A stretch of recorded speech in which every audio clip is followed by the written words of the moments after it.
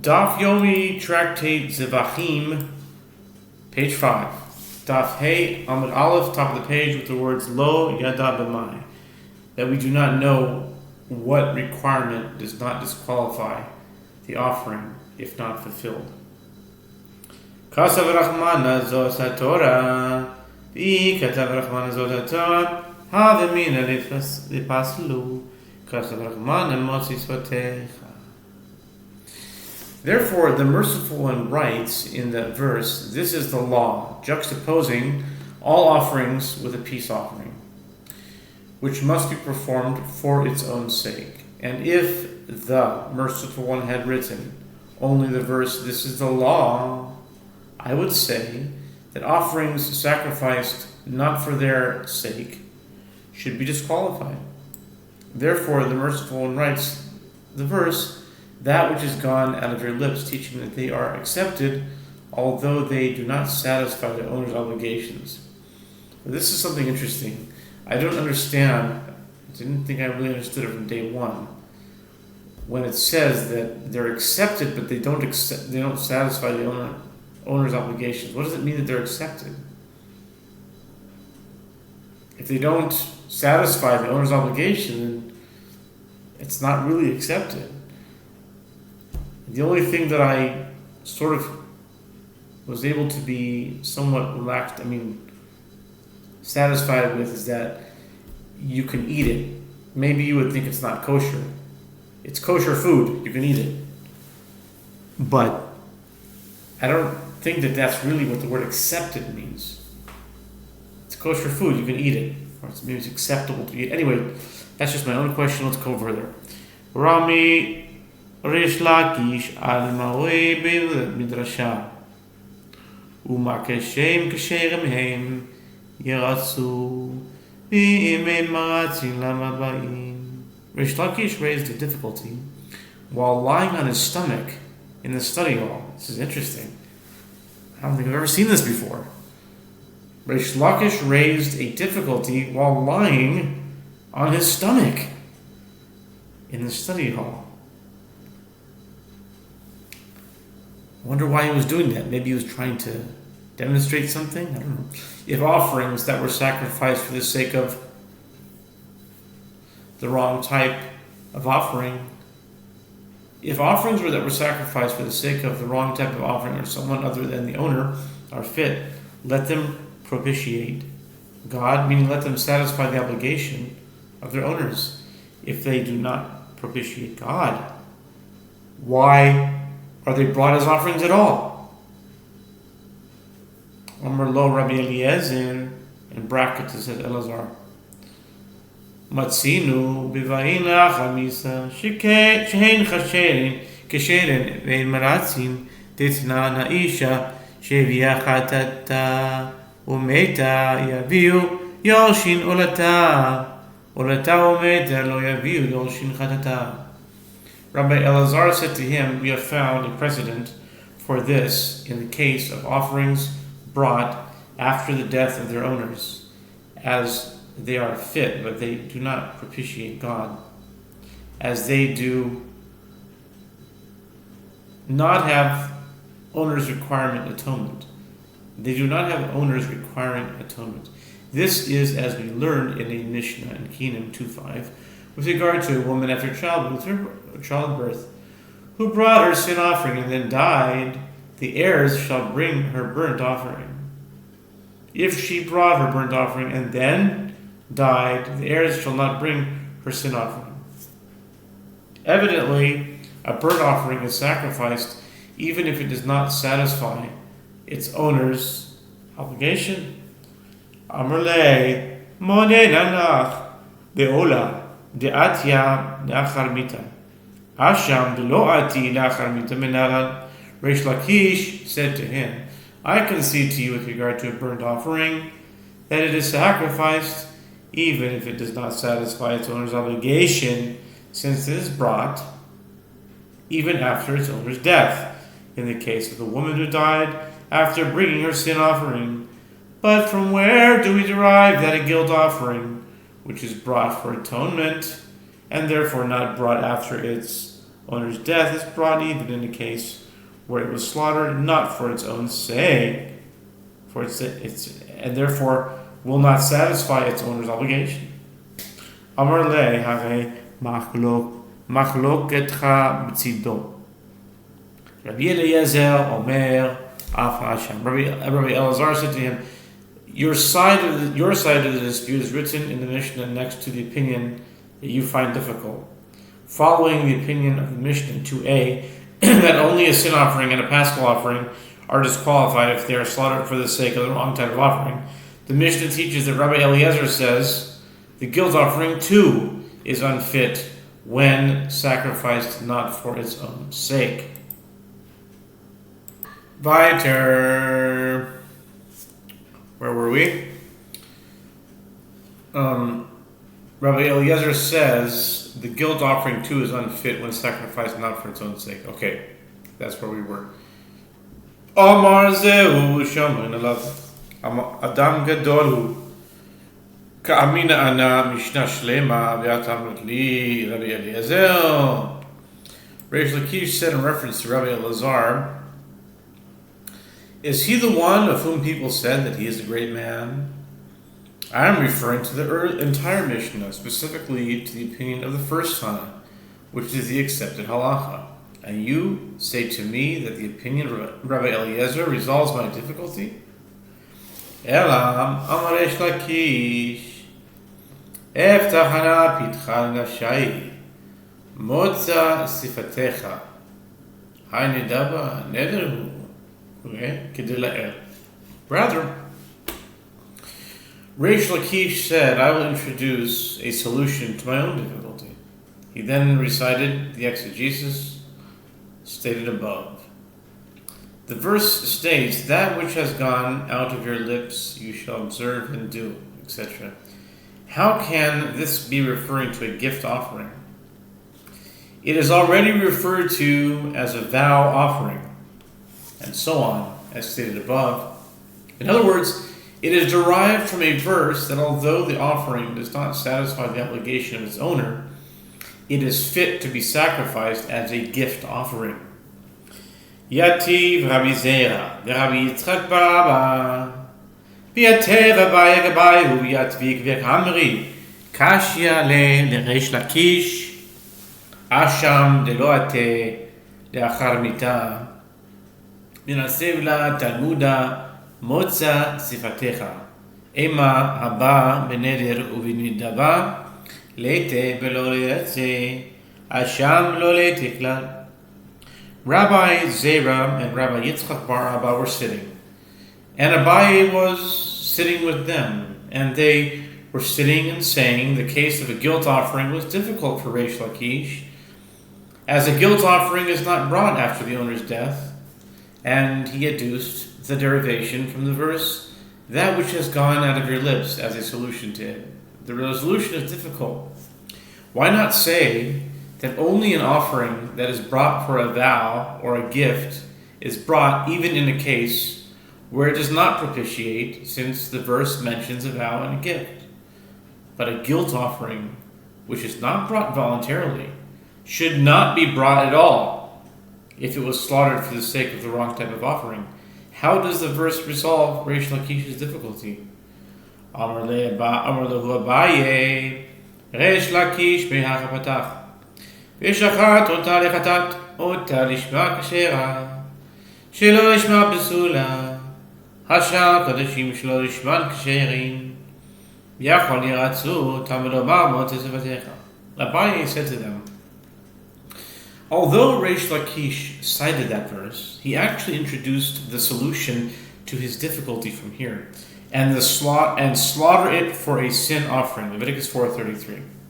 It is derived from the word "it" in this verse, that if a sin offering is slaughtered for its own sake, it is fit. If it is slaughtered not for its sake, it is unfit. Consequently, other offerings slaughtered not for their sake, including a guilt offering, are fit.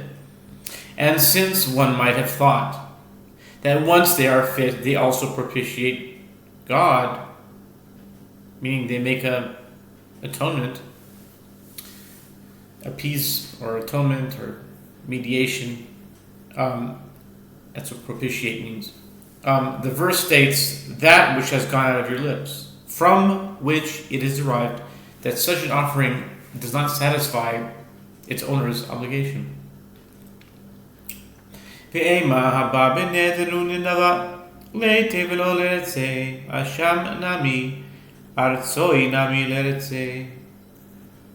Rabbi Zera and Rabbi Yitzchak bar Abba asked him, but since the phrase in the verse, that which has gone out of your lips, is referring to offerings brought for a vow or a gift, why not say that only these offerings do not propitiate God, even though one must bring them if slaughtered for the sake of the wrong offering, but a guilt offering slaughtered for the sake of the wrong offering propitiates God as well?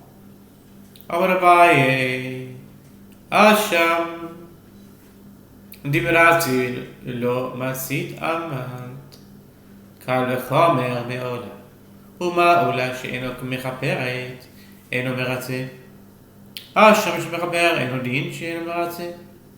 Abaye said in response, you cannot say that a guilt offering that was slaughtered for the sake of the wrong offering propitiates God, due to an a fortiori inference from a burnt offering, just as a burnt offering, which does not atone for a sin as it is brought as a vow or a gift offering, still does not propitiate God if it was slaughtered for the sake of the wrong offering. So too with regard to a guilt offering, which atones for a sin and is therefore treated more stringently, is it not logical that it does not propitiate God? Ma li'olam sheken kali. The Gemara challenges the inference. What is unique about a burnt offering? It is unique in that it is totally consumed on the altar. By contrast, the meat of a guilt offering is eaten by priests, since in some ways a burnt offering is treated more stringently than a guilt offering. No, a fortiori inference can be derived from one to the other. Shlamim yochichu. The Gemara answers, a peace offering can prove that this aspect is not relevant, since it is not totally consumed on the altar. And still, if slaughtered for the sake of the wrong offering, it does not satisfy its owner's obligation. The inference can therefore be drawn from a peace offering rather than a burnt offering. Ma lishlamim shekein tunin nesachin utunuvas chazer v'shok. The Gemara rejects this as well. What is unique about a peace offering? It is unique in that it requires libations and the waving of the breast and the right hind leg. Ola tochiach v'chazar hadin lo re'ize kerize v'lo re'ize kerize הצד השווה שבהן שהן קדשים ושחטן שלא לשמן כשרים ואין מרצין. אף אני אביע שם שהוא קודש ושחטו שלא לשמה כשר ואין מרצין. The Gemara answers, if so, a burnt offering can prove the point, since these stringencies do not apply to it, and the inference has reverted to its starting point. At this stage, the halakha is derived from a combination of the two sources. The aspect of this case, a burnt offering, is not like the aspect of that case, a peace offering. And the aspect of that case is not like the aspect of this case. Their common element is that they are offerings, and if one slaughter them not for their sake, they are fit, but they do not propitiate. So too I shall include a guilt offering in this halacha, as it is an offering, and therefore, if one slaughtered it not for its sake, it is fit, but it does not propitiate. Ma litzada shava shebahen sheken yeshna mitzibo. The Gemara rejects this as well. What is unique about their common element, meaning the common element of a burnt offering and a peace offering? These offerings are unique in that they are brought by the public. There are communal burnt offerings, peace offerings, but there are no communal guilt offering. Toda Yochiach, the Gemara responds, a thanks offering can prove the point, since there are no communal thanks offerings, and still, a thanks offering slaughtered not for its sake does not satisfy its owner's obligation. And now we turn to 5b, Hey Amud Bet, top of the page with the words Ma'ale Todah, Shekain Te'una Lechem. The Gemara rejects this as well. What is unique about a thanks offering? It is unique in that it requires a meal offering of 40 loaves of bread. Ola ushlamim yochichu Yechazar adin lo yizek v'yizek v'lo yizek v'yizek Hazar shav shebehen shegin kodesh v'shchat shloshman kasher v'eno meratzi Avani avi yashav shehu kodesh v'shchat shloshman kasher v'eno meratzi. The Gemara answers, if so, a burnt offering and a peace offering can prove the point, as loaves are not brought with them, and the inference has reverted to its starting point. Halakha is derived from a combination of the two sources. The aspect of this case, burnt offering and peace offering, is not like the aspect of that case, a thanks offering. And the aspect of that case is not like the aspect of this case. Their common element is that they are offerings, and if one slaughtered them not for their sake, they are fit but do not appreciate God. So too, I shall include a guilt offering in this halacha, as it is an offering. And therefore, if one slaughtered it not for its sake, it is fit, but does not propitiate God. Gemara rejects this as well. What is unique about the common element of thanks offering, the burnt offering and a peace offering? It is unique in that these offerings are brought either as a vow offering or as a gift offering or as a guilt offering. It's brought only to fulfill obligation. Ela amerove zois hatoire v'gomer hikisha kasu l'shlomim ma shlomim shein kodshim l'shchatim l'shmam k'sheirim l'me'atzin afani aviyasham shu kodesh kulo. Rather, Rava says, the verse, this is the law of the burnt offering, the meal offering, and of the sin offering, and of the guilt offering, and of the consecration offering, and of the sacrifice of peace offerings.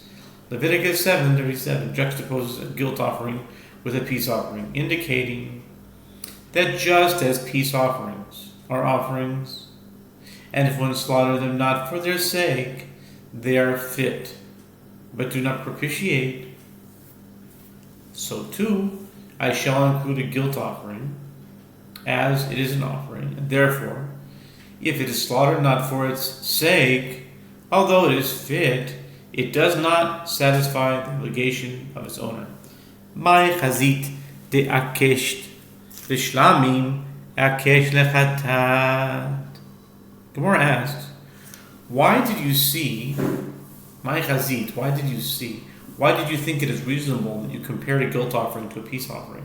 Why not compare it to a sin offering, which is disqualified in such a case? Hamiyot rachmanota. The Gemara answers, the merciful one excluded all other offerings from the halacha concerning a sin offering in this manner, as derived from the verse, and slaughter it for a sin offering. Leviticus 4:33. Simin Hanash Bashar. The Gemara provides a mnemonic for the Amoraim who participated in the two following discussions. Heinun Shin Bet Shin Reish. Hanash Bashar. Yetiv Rav Huna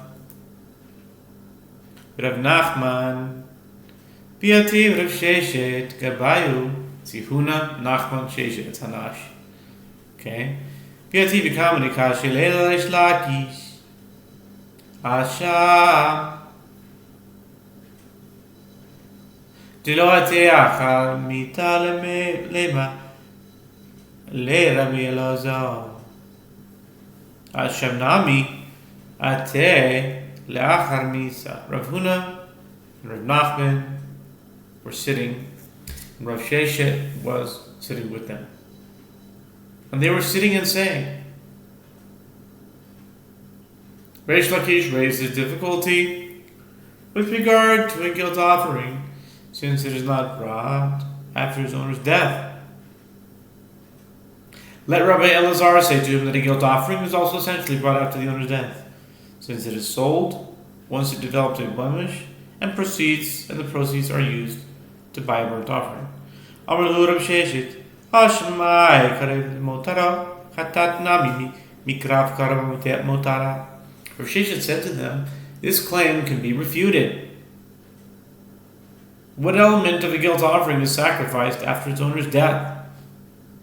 Only its remainder, meaning the money from its sale that it used to purchase the animal to be sacrificed. If so, it is no different from a sin offering, the remainder of which is also sacrificed, and the sin offering itself is entirely disqualified if slaughtered not for its sake. Chatat afal gav dikaran utara yet rachmana. Rav Huna and Rav Nachman explained, a sin offering that was slaughtered not for its sake is disqualified even though its remainder is sacrificed, because the merciful one specifically excludes a sin offering from being a fit offering if sacrificed not for its own sake, as derived from the verse, and he shall lay his hand upon the head of the goat and slaughter it in the place where they slaughtered the burnt offering before the Lord. It is a sin offering. Leviticus 4:24, the redundant phrase, it is a sin offering, teaches that a sin offering is disqualified if sacrificed not for its own sake. Asham Nami Kativ Behu. The Gemara asks, isn't it also written with regard to the guilt offering, and the priest shall make and smoke upon the altar for an offering made by fire unto the Lord? It is a guilt offering, Leviticus 7, verse 5. Why is a guilt offering not disqualified when it is slaughtered not for its own sake? The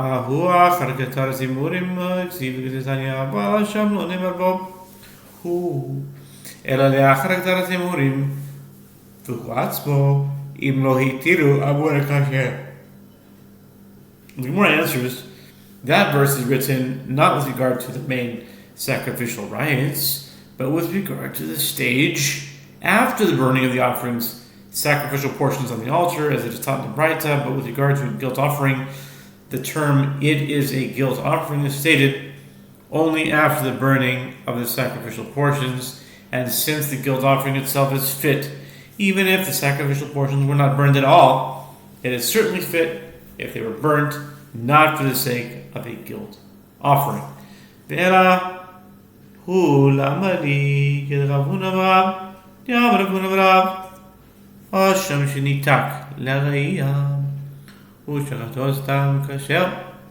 Gemara asks, but if so, why do I need the term "it is a guilt offering" to be stated at all? The Gemara answers, it is necessary for that which Rav Huna says that Rav says, as Rav Huna says that Rav says, with regard to a guilt offering whose owner died or whose transgression was otherwise atoned for, and that it was therefore consigned by the court to grazing until it develops a blemish, so that it can be sold and the proceeds used to purchase a burnt offering. If, before it developed a blemish, someone slaughtered it without specification of its purpose, it is fit as a burnt offering. Nitak in lo nitak lo. My time on the crowd who pehavayato yehe. The Gemara infers if it was consigned to grazing, yes, it is fit as a burnt offering of slaughtered. By inference, if it was not consigned to grazing, it is not fit. What is the reason for this? The verse states it is a guilt offering, indicating it shall remain as it is, meaning as a guilt offering unless it is consigned by the court to fulfill another purpose. Yatvi Rabbi Nachman Rav Sheshet V'yativ Rav Ada Bar Matna Gabayhu V'yatvi B'kamri Hadikam Rabbi Lazar V'tzinu V'vayin Achar Misa Shein Kesheirin Vein Meratzin Leima Le'eresh Lakish Hanunam Yileti B'laratzo. Rav Nachman and Rav Sheshet were sitting, and Rav Ada Bar Matna was sitting with them, and they were sitting and saying, I wonder why it says they were sitting and then it says they were sitting and saying. I wonder why that redundant language. Okay. In response to that, which Rabbi Lazar says to Rish Lakish, we have found a precedent for this situation in the case of offerings that are brought after their owner's death, as they are fit, but they do not propitiate God. Let Rish Lakish say to him, these offerings should also be brought and propitiate God with regard to their heirs. Why did Rish Lakish not challenge Rabbi Elazar's assumption? Amar lahen Rabbi bar Matana yoledet imhi yalda banea miyeladu. Rabbi bar Matana said to them, how can the offering of a woman after childbirth propitiate God after her death? If she gave birth, did her children give birth? Maskif lo asi, maskif lo asi male malanika, kama ase kabila mit kapara, kevan nechika, kama ase kabel michapera, yorsenami michapera. As Ravashi objects to this reasoning, and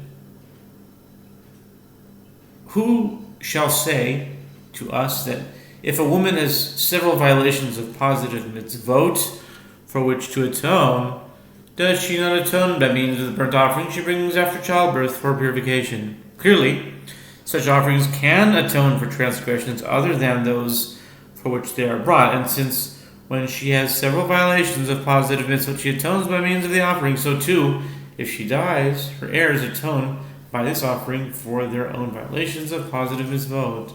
The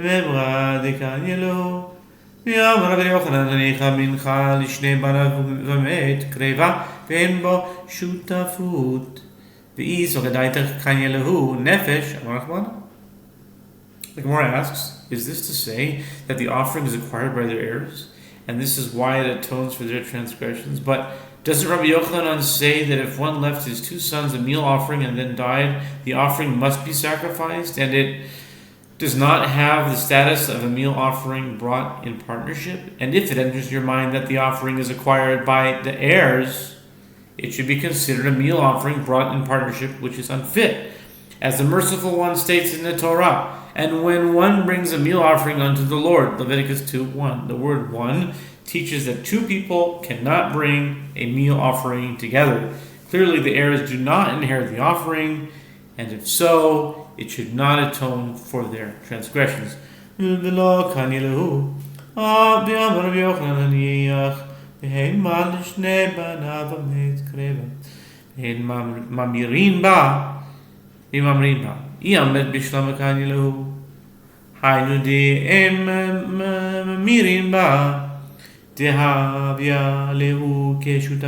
Gemara asks, and is the offering not acquired by them? But doesn't Rabbi Yochanan himself say that if one left his two sons an animal offering and then died, the offering must be sacrificed, and they cannot effect substitution of another animal for it? Even if they declare another animal to be a substitute for it, that animal is not consecrated. Granted, if you say that the offering is acquired by them, this is the reason that they cannot effect substitution of another animal for it. It is because they are like partners.